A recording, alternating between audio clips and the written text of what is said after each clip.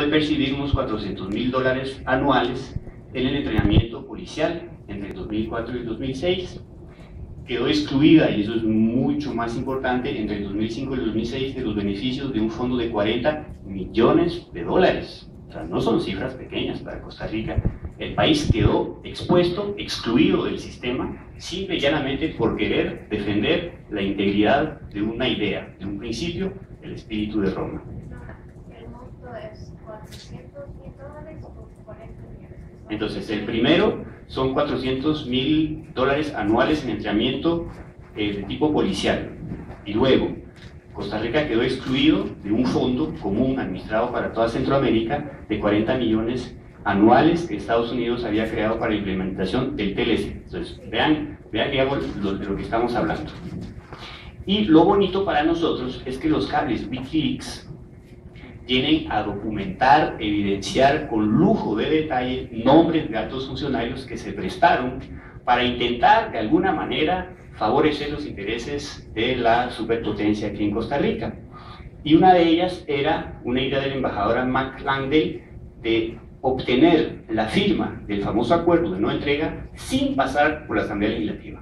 Hacerlo con un protocolo de menor rango que lo reconoce la Constitución o alguna cosa así, y se cita en el cable Wikileaks exactamente quiénes son el grupo de altos funcionarios del gobierno de Costa Rica cercanos al gobierno de Estados Unidos para llevar a cabo esa idea.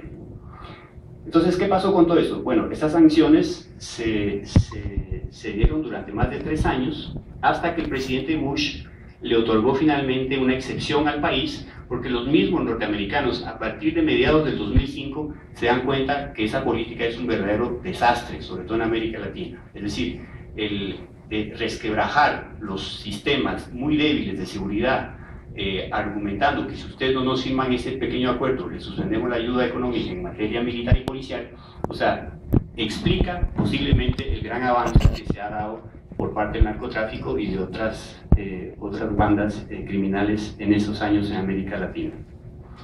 Bien, todo eso está documentado, lo pueden ver en La Nación si quieren, sobre todo los cables Wikileaks. El problema es que el pulso no se limitó a eso.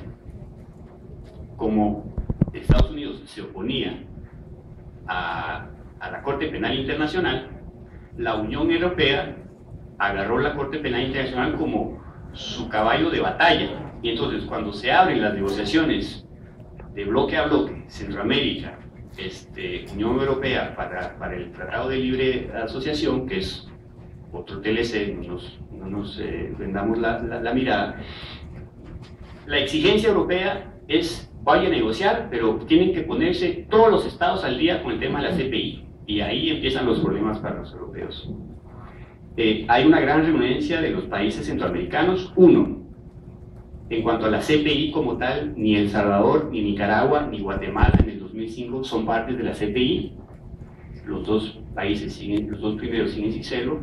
Y en cuanto a esos famosos acuerdos bilaterales de no entrega, El Salvador, Honduras, Panamá y República Dominicana lo habían firmado. Entonces vean la posición. O sea, es un tema totalmente que nada tiene que ver con el libre comercio entre la Unión Europea y Centroamérica, pero los europeos vienen exigiendo que van a negociar únicamente si la región se pone al día con el tema de la CPI.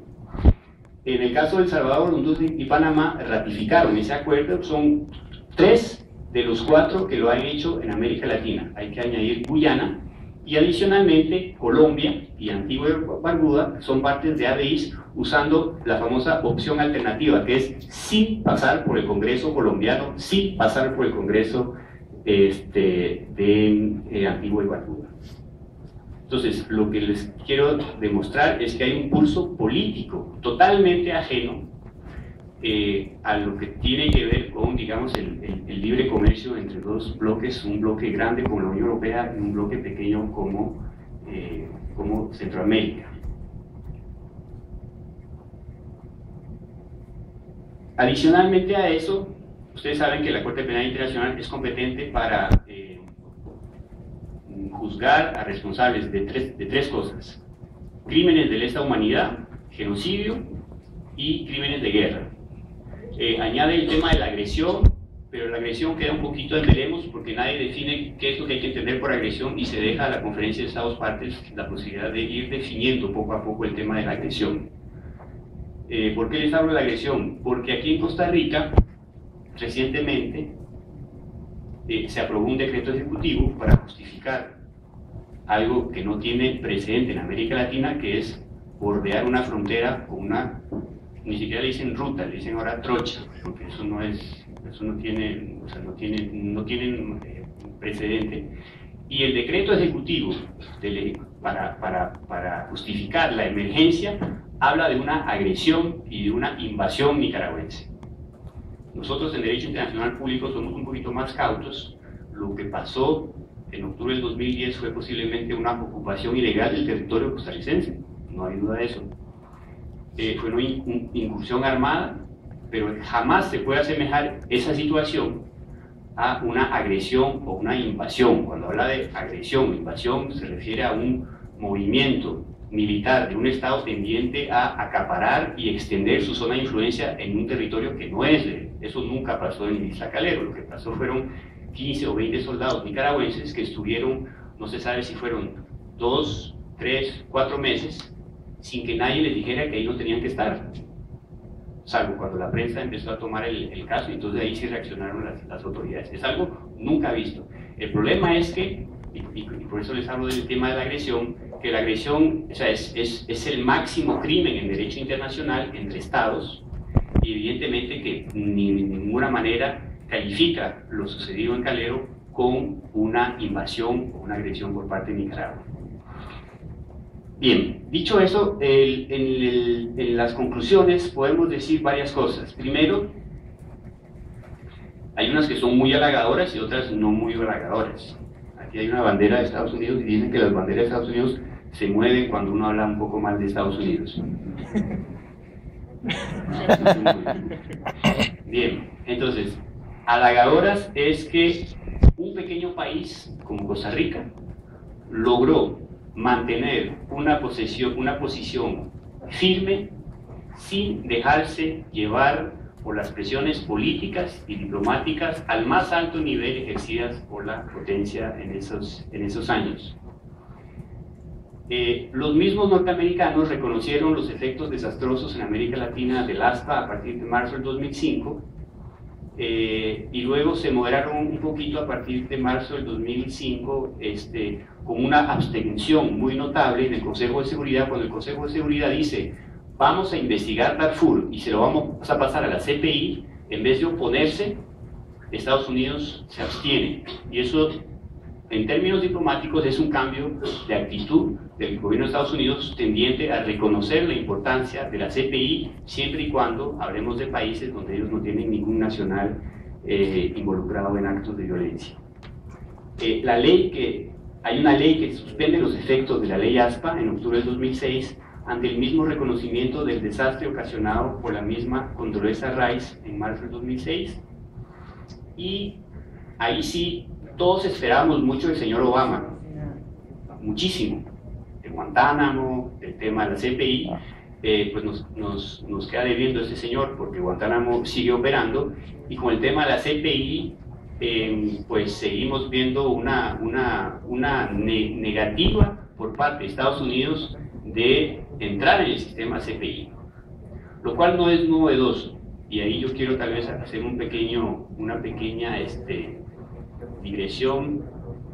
Estados Unidos, por ejemplo, no es parte del instrumento que sostiene este edificio donde estamos, no es parte del Pacto de San José y probablemente nunca lo sea, no es parte de la Convención de Derecho del Mar del 82 y probablemente nunca lo sea.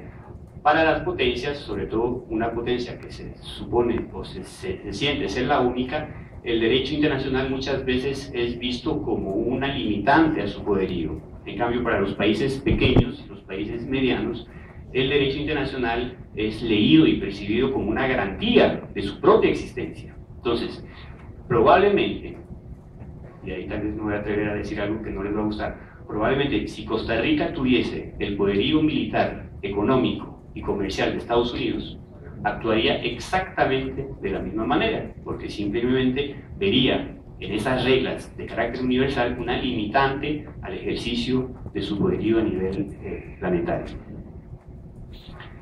Bien, lo interesante aquí, y yo creo que vamos a celebrar los 10 años de la Corte Penal Internacional ahora en julio, y creo que sería muy bueno si hay posibilidad de que ustedes como estudiantes o sus profesores veamos la manera de establecer algún vínculo para redactar una obra en conmemoración de esos 10 años, porque la lucha que emprendió Costa Rica fue realmente histórica y hay muy poco se sabe sobre esas presiones recibidas por parte de la administración norteamericana.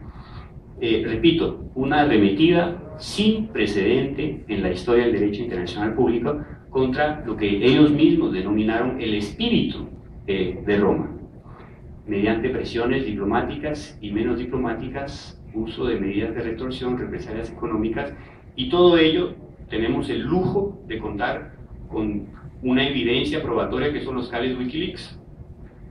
Sería muy interesante, por ejemplo, ver por qué algunas medidas se aplicaron para Costa Rica y no se aplicaron para México o Colombia. O sea, ¿qué tienen Colombia y México? ¿Verdad? O sea, ver cómo esas medidas se aplicaron, pero de manera variable en función del destinatario de esas sanciones económicas. Ese trabajo no se ha hecho y están ahí los cables nada más para hacerlo. Y otra cosita, decirles que fue también una resistencia heroica de un pequeño país en estricto apego a su tradición, a su apego irrestricto al derecho internacional y a los derechos humanos. Y esa tradición costarricense para mí merece ser consolidada. Incluso dolió mucho que para el año 2007, en que se celebraba aquí y en todo el mundo el primer centenario del primer tribunal internacional en la historia de la humanidad, que es la Corte de Justicia Centroamericana, que estuvo entre 1907 y 1910, que no hubiese absolutamente ningún acto, ninguna conmemoración de ese primer esfuerzo, siendo Costa Rica el país que albergó ese primer esfuerzo de la humanidad en intentar resolver o establecer algún mecanismo permanente de justicia entre los estados. Y va a doler un poquito más lo que les voy a decir porque estamos aquí en la Corte Interamericana de Derechos Humanos, pero el 22 de noviembre del 2009 el Pacto de San José celebró sus 40 años y dolió mucho, nuevamente, que no hubiese ningún acto oficial, por lo menos una estampilla de los correos, algo simbólico, pero algo, para mostrar y sobre todo celebrar lo que fue una gran gesta de Costa Rica en 1969, una América Latina dominada por dictadores y regímenes autoritarios, que logra, a pesar de todo, plasmar en un texto vinculante lo que significó la base de la democratización de América Latina a partir de los años 80. Dolió muchísimo, y sigue doliendo, de que por parte de las autoridades oficiales no hubiese ningún gesto conmemorativo en relación a esta importante gesta que cumplía sus 40 años. Entonces, la historia de la Corte Penal Internacional y de Costa Rica en realidad no es más que una batalla de David contra un Goliat desesperado, y un pequeño país que logró finalmente hacer ver a ese supercontrincante lo errado que estaba en su afán de frenar y de alguna manera cerrar las posibilidades al desarrollo de la Corte Penal Internacional. Hay muchísimo trabajo que hacer todavía. Yo no soy penalista, pero cuando me invitaron a esta actividad yo les dije, bueno, hagamos una mesa redonda para saber si Costa Rica está lista para enjuiciar a un militar sudanés que venga aquí a veranear a Guanacaste. O sea, la legislación costarricense está lista. Tenemos jueces con la capacidad de un Baltasar Garzón, con la personalidad, para que puedan apresar a ese militar en Guanacaste. Existen las herramientas procesales, o todavía a 10 años después de la aprobación de la Corte Penal Internacional, Costa Rica aún arrastra un poquito los pies en las revisiones de su código penal, de su código procesal penal, para que podamos realmente hablar de una justicia universal y una competencia universal de los jueces nacionales en casos de personas responsables de atrocidades cometidas en otras latitudes del planeta. Muchas gracias.